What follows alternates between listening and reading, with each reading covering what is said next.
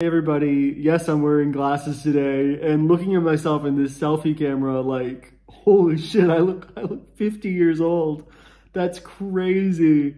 So recently the DNC happened, the Democratic National Convention. I'll be honest with you, I didn't watch it. I don't think I've ever watched the DNC, but there was one moment of it that I saw after the fact that I thought was really interesting. A poem read by Amanda Gorman. It was kind of hated on the internet. Republicans hated it, liberals hated it, nobody liked it very much. And I watched it, and I guess I just kind of wanted to walk through it with you guys, you know, together. I'm always interested in, like, very overtly political, didactic poetry. Like, it's just fun to read and give your opinion on. My opinion of the poem is, like, mixed and kind of complicated, so I thought it could be a fun time. Let's get into it. We gather at this hallowed place because we believe in the American dream. We face a race that tests if this country we cherish shall perish from the earth, and if our earth shall perish from this country. So those are the first lines of the poem, right? We face a race that tests if this country we cherish shall perish from the earth, and if our earth shall perish from the country. I find it interesting because, like, you know, what a stake setter, right? She's talking about the entire world being destroyed by the United States. The question she's asking is, will we destroy the world? If this election goes wrong, is it over for humanity, right? And what I find interesting is that, like, the rest of the poem does not match the intensity of these lines at all. Like, it doesn't feel like the rest of the poem is screaming or upset about anything. It just seems like a positive, raw America poem that starts with, oh yeah, and there's a good chance we're all gonna die. We're all gonna fucking die because of the US. That's kind of crazy, right? I don't know how to feel about that. It falls to us to ensure that we do not fall, for a people that cannot stand together cannot stand at all. So I'll be honest, I just think that's bad writing. Like, I just don't like the way that sounds at all. The doubling of the word fall is, like, really aesthetically unappealing to me. It falls to us to ensure we do not fall.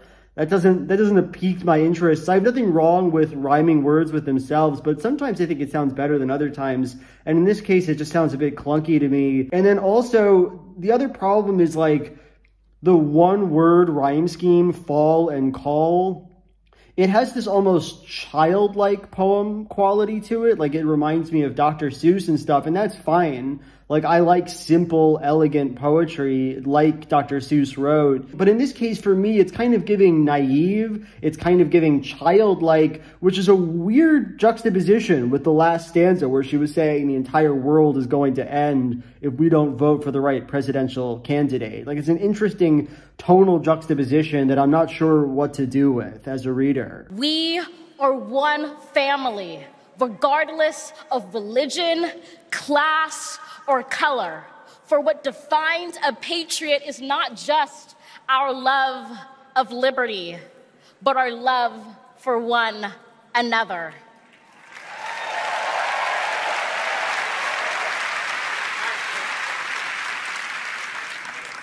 This is loud in our country's call because while we all love freedom, it is love that frees us all.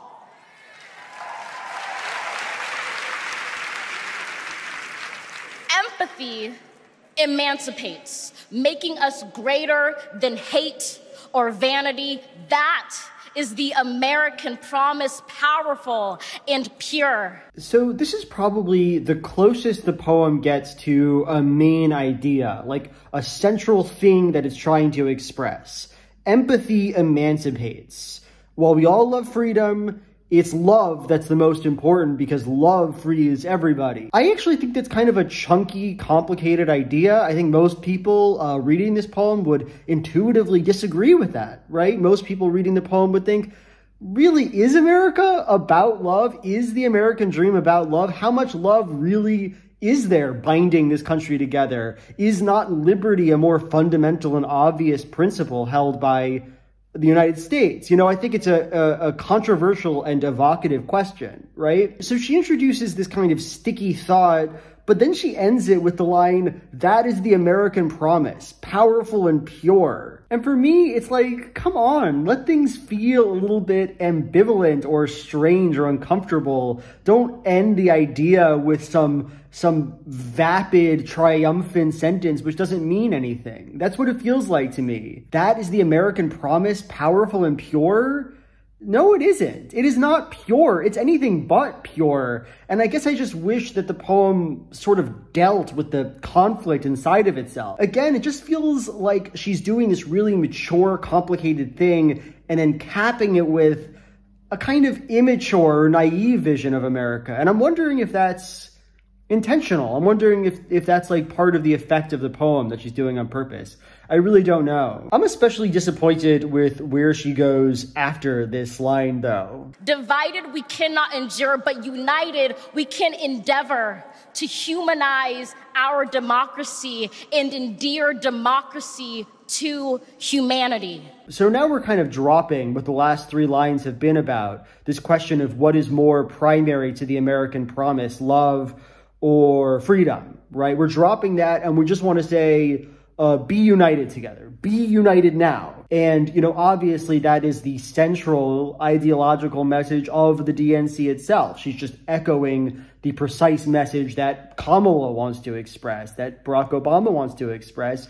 Vote, be united. And it's like, okay, that's fine, but is this a speech or is this a poem? Is this trying to say something interesting about America and our place in it at this important historical moment? Or are we just saying go out and vote? Is she just creating a button on stage? Because I don't know what's the point of poetry in the latter case? What we're actually doing here. And make no mistake, cohering is the hardest task history ever wrote. But tomorrow is not written by our odds of hardship, but by the audacity of our hope, by the vitality of our vote. The vitality of our vote? What the fuck are you talking about? That's not real. That's not a real thing. Votes don't have vitality. Come on. You can't do that. You can't write about the vitality of our vote. I don't like that. Period. Scrap it. Scrap it in the next draft. That's what I'd say. Scrap it. Only now, approaching this rare air, are we aware that perhaps the American dream is no dream at all, but instead a dare to dream together.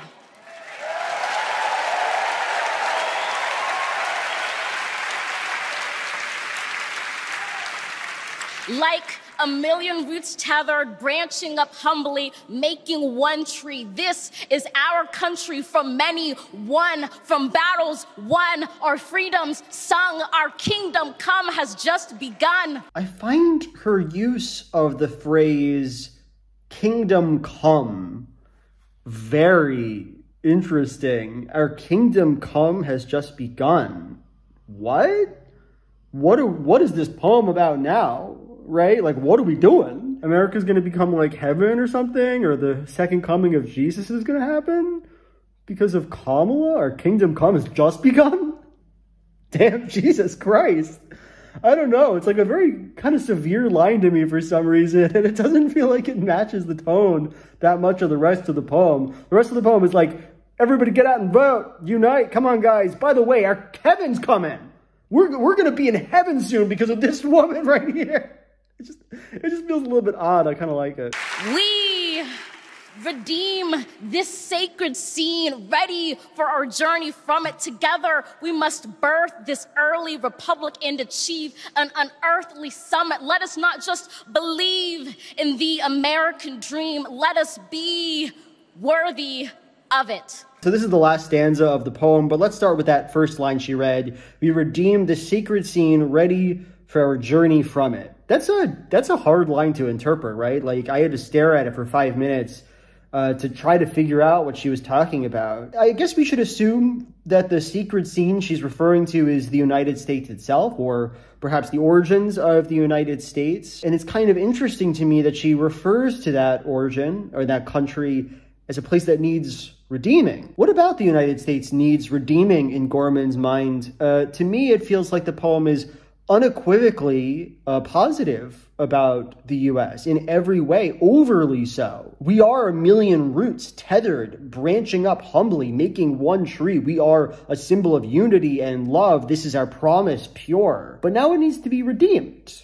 Now there's this sort of wrinkle, right? It's not just good. It needs to be made better. I kind of like that. I actually think that's a little bit clever and enticing, but I also kind of wish that the poem made it feel a little bit more grounded. Her unease with the United States was a little bit more front and center, because the way it reads now, it's like, America's the best place ever. I am at the DNC right now. By the way, America needs to be redeemed. It's actually nasty, but I'm not going to explain what I mean by that. It just feels kind of non-committal and empty to me. Let us not just believe in the American dream, let us be worthy of it. Fine couplet to end the poem. Really reminds me of like patriotic poetry of America's past. I guess it's good on that level, but I don't think it's a line that does anything with the ideas that were previously expressed by the poem, either the question of love versus freedom, or the question of what redemption needs to happen, what in fact we must do to be worthy of America, besides, I guess, vote, use our vital vote. Is that what we must do to be worthy of the American dream? Because that feels very empty to me as well. Anyway, that's my thought on the poem. I wasn't trying to be mean to Amanda Gorman. I got no problem with her or whatever. This is a bit of political propaganda, of course, and I find it interesting to look at it, see what we think about it, whatever. Hope you enjoyed it. Kind of a weird one. Bye.